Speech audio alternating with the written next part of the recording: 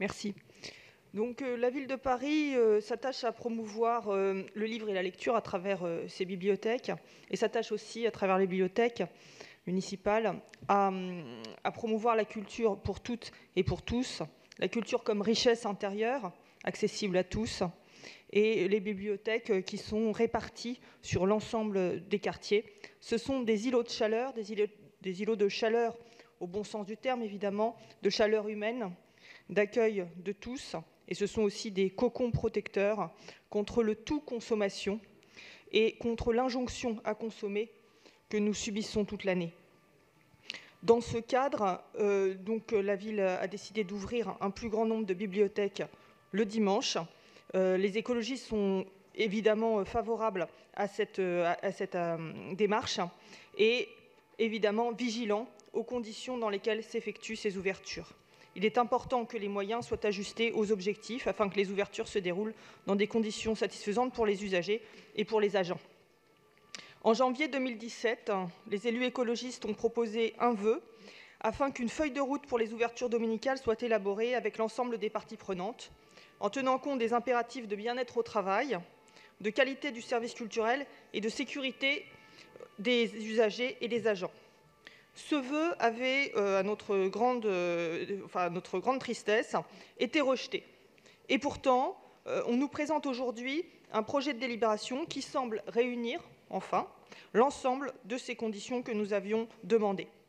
Le projet de délibération réaffirme en effet le principe du volontariat, la limite à un maximum de 10 dimanches travaillés, la compensation par une journée de congé, qui remplace la journée travaillée. Et aussi, on peut dire que l'ensemble de ces préconisations nous conviennent. Par contre, nous regrettons que du fait de l'ouverture le dimanche des deux médiathèques Robert Sabatier et Jean-Pierre Melville, celles-ci fermeront désormais 1 heure plus tôt le samedi, et que pour la médiathèque Robert Sabatier, située dans le 18e, les 2 nocturnes des mercredis et jeudis soient supprimés. Alors, à notre connaissance, vous pourrez nous préciser si nous ne nous trompons pas. À nos yeux, vu le manque criant de lieux de travail pour les étudiants venant dans un cas du site de Tolbiac et dans l'autre du site de la Porte de Clignancourt, Paris 4, ces réductions horaires, elles sont regrettables. Alors, j'ai parlé des étudiants, mais évidemment, pour nous, ce n'est pas le seul public qui nous intéresse, loin de là, parce qu'il est souvent beaucoup mis en avant.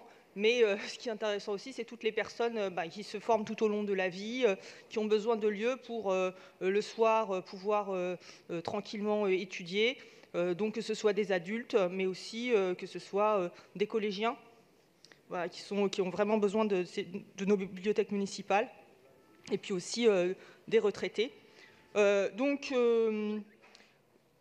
réaffirmons une nouvelle fois que l'absence d'ouverture de bibliothèques non spécialisées le lundi est un problème, au titre de ce que je viens de dire, un problème qu'il faudrait étudier un jour ou l'autre.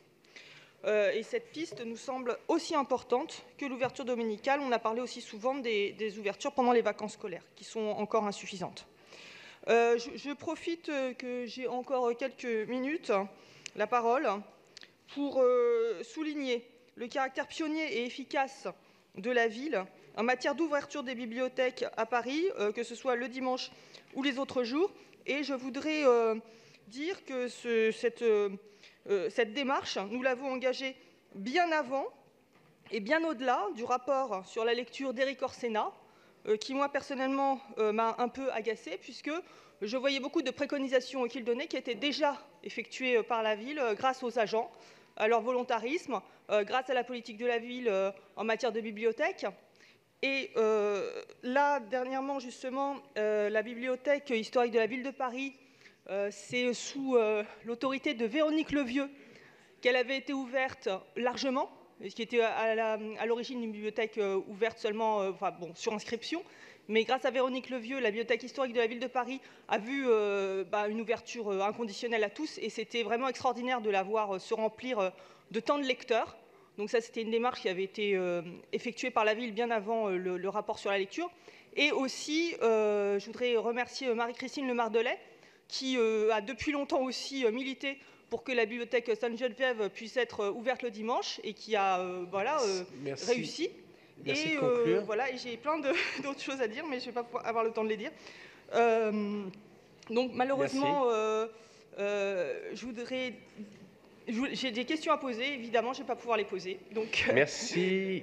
Alors, Madame Simonet n'est pas là, donc pour vous répondre, Monsieur Christophe Girard. Alors, mes chers collègues, je sais que le papier ne refuse pas l'encre et que nous rêvons tous, évidemment, d'un monde idéal, mais en attendant, avant d'atteindre ce nirvana, voici ce que nous faisons. Je remercie les interventions, bien entendu, de Béatrice Lecouturier pour le groupe UDI Modem avec nous. Je remercie également Raphaël Primet du Parti communiste français Front de gauche, ainsi que Sandrine May du groupe écologiste de Paris. Et je regrette évidemment l'absence de Daniel Simonet, très engagé pour la lecture publique à Paris. Alors, je le dis souvent, c'est évidemment mieux de se rendre dans une médiathèque, une bibliothèque, quel que soit le jour de la semaine, et en particulier le dimanche, que dans une galerie marchande ou dans une pharmacie. Pour les sujets concernant les étudiants et donc le ou la ministre, je ne sais pas qui c'est d'ailleurs, de la recherche ou des étudiants, je ne sais pas qui est concerné précisément, je crois que Marie-Christine Le Mardelet pourra évidemment vous répondre sur les efforts à faire en concertation avec les étudiants et les différentes universités. Siégeant au conseil d'administration du Centre Pompidou depuis déjà plusieurs années, il est vrai que le sujet de la bibliothèque publique d'information, qui voit ces longues files d'attente rue Beaubourg, indique en effet qu'il manque d'espace pour les étudiants à Paris dans les bibliothèques en général. Alors, mes chers collègues, je m'étais déjà exprimé lors du dernier Conseil de Paris de novembre, et je sais que nous partageons cette envie, en effet, que les Parisiens puissent profiter en fin de semaine de nos bibliothèques municipales, qui sont au nombre de 68. La ville de Paris travaille depuis le début de la mandature à proposer un service public respectueux, évidemment, c'est une règle incontournable, des conditions de travail des agents, en étant à l'écoute des nouvelles pratiques et en capacité de s'adapter, chère Catherine Dumas, au nouveau rythme de vie de nos usagers, cher Geoffroy Boulard. Nous poursuivons cette ambition, je vous ferai répéter ce que j'ai dit, cette ambition d'un service de lecture publique de qualité dans un dialogue constant et attentif. Dans les bibliothèques, on n'a pas le droit de parler, on doit écouter, avec les organisations syndicales pour que cette évolution se fasse dans les meilleures conditions vis-à-vis des agents de nos bibliothèques. À nouveau, je tiens à les remercier, car dans un contexte national difficile et malgré des difficultés de transport quotidien, ces agents participent au maintien de l'ouverture de nos équipements municipaux. Je vous rappelle que depuis 2008, nous avons ouvert 7 bibliothèques le dimanche. Cela a été dit, mais je le redis. Marguerite Duras, Marguerite Yourcenar, Françoise Sagan, celle de la Canopée, Jean de La Fontaine, Hélène Baird dans le 12e, Edmond Rostand et la bibliothèque de cinéma François Truffaut dans le 6e, et dont 4 depuis le début de cette mandature. La hausse constante de leur taux de fréquentation démontre l'intérêt que portent les Parisiens à ces équipements qui sont de proximité et confirme la nécessité de l'évolution de leurs horaires face aux nouvelles pratiques. C'est pourquoi nous avons expérimenté puis développé les ouvertures tardives d'une part et le dimanche d'autre part, répondant ainsi aux différents besoins des usagers. Pour choisir quelles bibliothèques font l'objet de ces évolutions, nous avons privilégié les établissements rénovés, les nouvelles ouvertures ou les bibliothèques situées dans des bassins de population plus conséquent avec une forte demande. Je peux vous assurer qu'une attention toute particulière est portée par la ville aux agents qui y travaillent et que chaque nouvelle ouverture le dimanche fait l'objet, cher Raphaël Primet, d'un dialogue social de qualité avec l'ensemble des représentants du personnel, mais comme moi, vous connaissez les nuances entre les différentes organisations syndicales sur ce sujet, et il n'y a pas d'unanimité, contrairement à ce que j'ai entendu.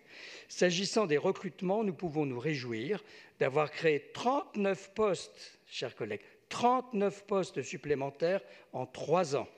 Et nous avons voté cette semaine au BP Emploi pour 2020 12 postes supplémentaires, je le répète, 12 postes supplémentaires pour faire face à la montée en charge des bibliothèques, notamment sur des postes d'accueil et dits d'animation, mais aussi un renforcement d'effectifs pour l'équipe volante de remplacement.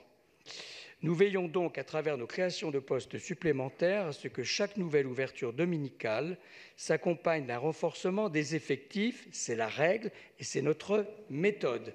Enfin, comme j'ai pu également vous l'annoncer en novembre dernier, une réunion est prévue la semaine prochaine à ma demande, j'ai terminé, avec la direction des ressources humaines et l'ensemble des organisations syndicales qui voudront bien siéger. Je vous remercie. Merci.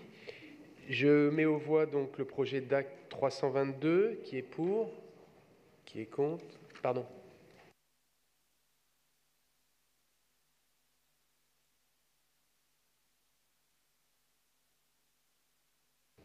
Il n'y a pas d'explication de vote, non. Ne s'agissant pas d'un vœu.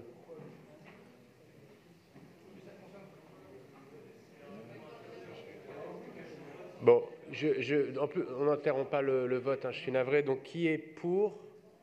Qui est contre? Qui s'abstient? La délibération est adoptée.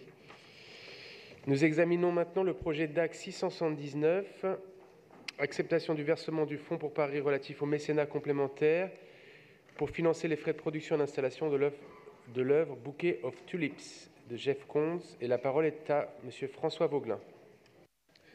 Oui, merci.